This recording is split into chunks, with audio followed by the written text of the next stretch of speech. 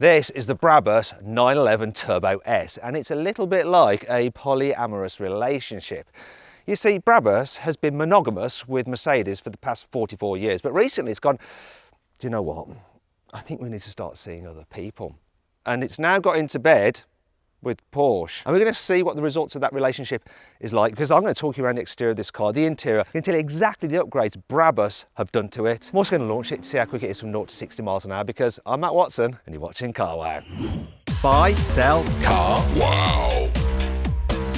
Right, I'm going to talk you through the design changes to this car. First thing you notice at the back is this carbon fibre wing. It's actually attached onto where the wing would be normally for the 911 Turbo S, so that does mean that it moves up and down. You can get the car as a coupe or a convertible, and one of the things that they found out when they're actually designing this wing was that they had to allow for the tonneau bit to come out for the convertible, so that gave them a few headaches, but they sorted that problem. Moving down here, they've removed the strip that says Porsche, obviously, now says Brabus. You've also got a new carbon fibre rear diffuser there, looks really nice, and carbon fibre around the air outlets there for the rear wheels. Big change though is the exhaust system. It's made from Inconel, which is stronger and lighter than titanium, and it's the same kind of material they use for exhaust systems on Formula One cars. And for the exhaust tips, they've been 3D printed. They're very intricate. I like those. Though, wait a minute. You know what I need to do? Look, CarWow stick of truth. Those are just surrounds. The real exhaust is on the inside. Bit of fakery there. There's a man from Brabus there wondering what the hell I'm doing. Finally at the front, you've got this whole new add-on carbon fibre arrangement here with extended front splitter with a Brabus logo there. You still have the extendable spoiler that you get as standard on the Turbo S. It's just hidden under there so you can't really see it. Last thing is this, the Brabus badge in the shape of the Porsche crest. First time I've ever seen that. At the side, you've got bespoke Brabus forged aluminium wheels, 21 inches at the front and 22s at the rear, which is an increase of 1 inch. An extra inch is always handy when you're in a polyamorous relationship. Also, you've got these wings here at the front and down here at the rear. Plus, you probably notice the brake calipers. They've got Brabus logo on them. Same braking system as the standard Turbo S, so carbon ceramics all round. However, what is different is the suspension ride height. So Brabus has fitted lowering springs by 25mm. Other than that, the rest of the suspension system is the same as a standard car. Oh, and there's this little badge here that says powered by Brabus. Though that's technically a bit of a lie because it's still powered by Porsche. It's just enhanced by Brabus. And more on that in a moment.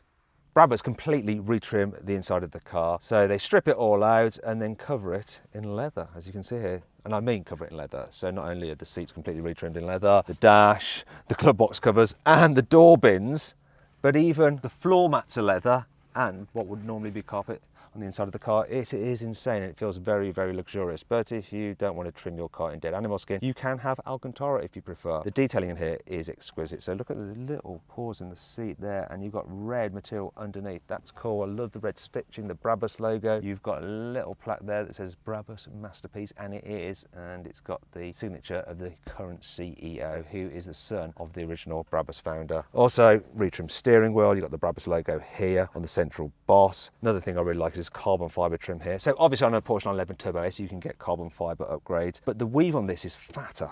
Just looks cool. Then there's this, look. What looks like anodized trim, but it's not. It's a clear coat of paint that's sprayed over the normal trim, and it's got little flecks in it, so you can see through it, but you get the effect of the red flecks. It looks really, really nice, and it makes it look metallic, even though that's actually plastic trim, which is what you get in the 911 Turbo S. Another thing I like is the lighting.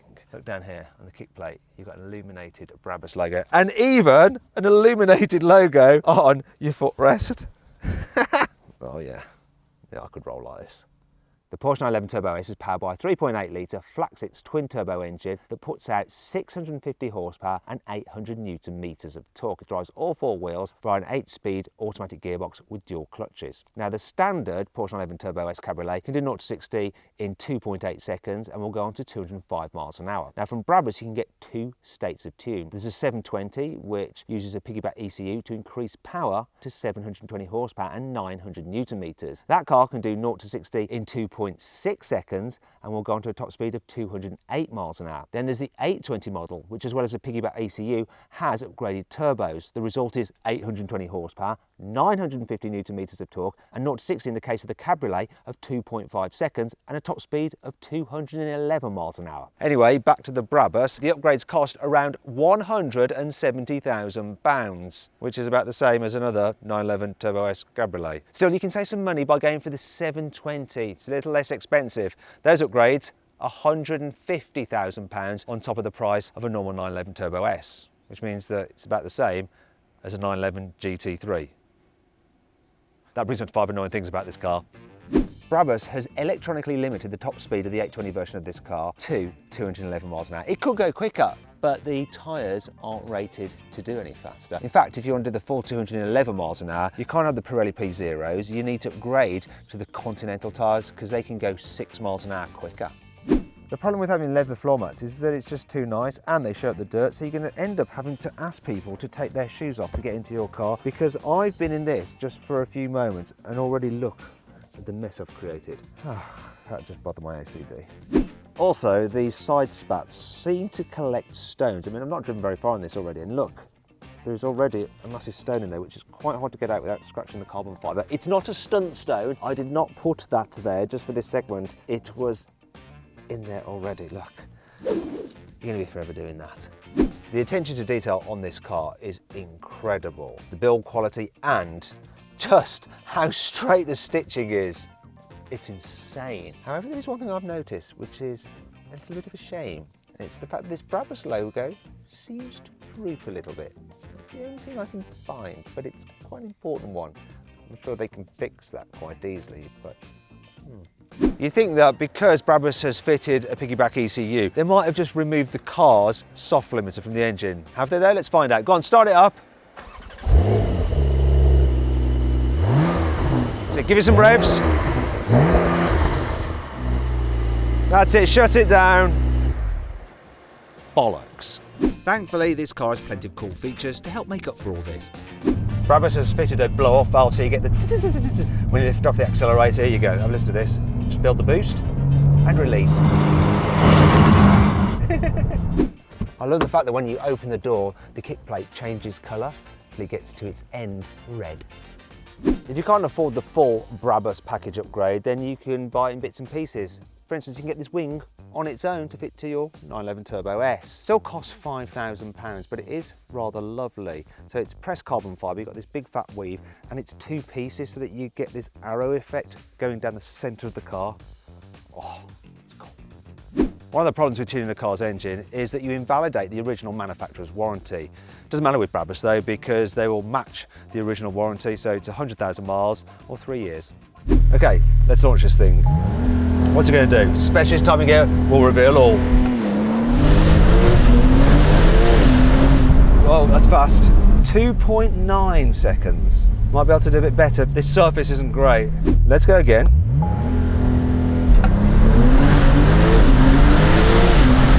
Whoa. Whee! 2.71. It's getting better. Right, let's go.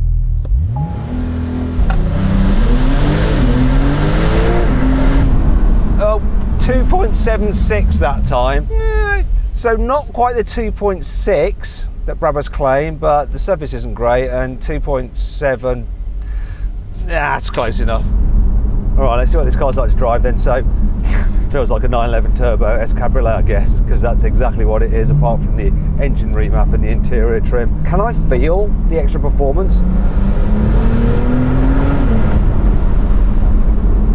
If you think about it, going from 650 horsepower to 720, you're talking 70 horsepower increase, which is around 10%. It's hard to tell that. Also, I've never actually driven the 911 992 generation convertible. I haven't driven it yet, and it's heavier than the coupe, and obviously I had a 911 Turbo S coupe, so the added weight of this is probably offsetting the performance gain really. So the performance doesn't really feel any more than I had in my daily driver. I reckon if you're going to go for this Brabus and you're going to do all the interior and everything like that, pay the extra £20,000 and go for the upgraded turbos for your 820 horsepower. Also, I wouldn't have the convertible anyway, I'll go with the coupe. Now, I like a drop top, but I can feel the steering wheel just shaking a little bit because obviously you've lost the extra bracing of the roof and you lose that beautiful design of the 911 shape, don't you? That's just my opinion. You know, some people love the convertible of this car, but it wouldn't be for me. Here we go. Oh, a bit of red limiter. It's derestricted.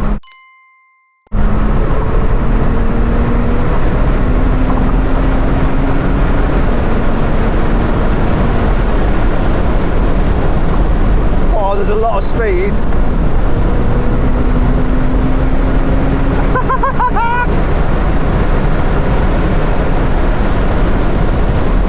Hard on the brakes. Woo! Oh, I can smell the brakes. And then this is what happens. May as well just be in the UK. This thing picks up so well and it just powers. Maybe at the top end, because of that extra power, I'm feeling it a little bit over the standard setup, the standard 650 horsepower, but maybe it's a placebo as well. I don't know.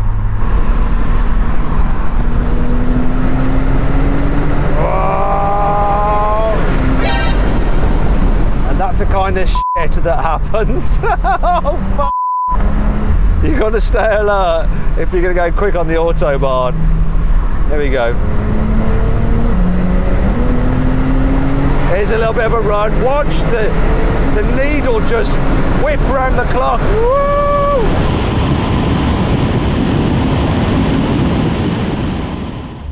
So impressive.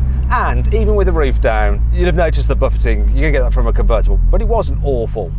Oh, well, I think that's enough of that. Time for the verdict. I think it's great that Brabus are doing Porsches now. A lot of people will like that fact, and I like what they've done to the interior. I like some of the stuff they've done to the exterior. Wouldn't go for this power upgrade. I don't think it's really worth it. So go the whole hog though, and get the 820. I reckon that would be epic. Now, if you want some more videos, click on those windows there. And if you want to see how much your car is really worth, click on that box there to go to CarWow. Thanks for watching.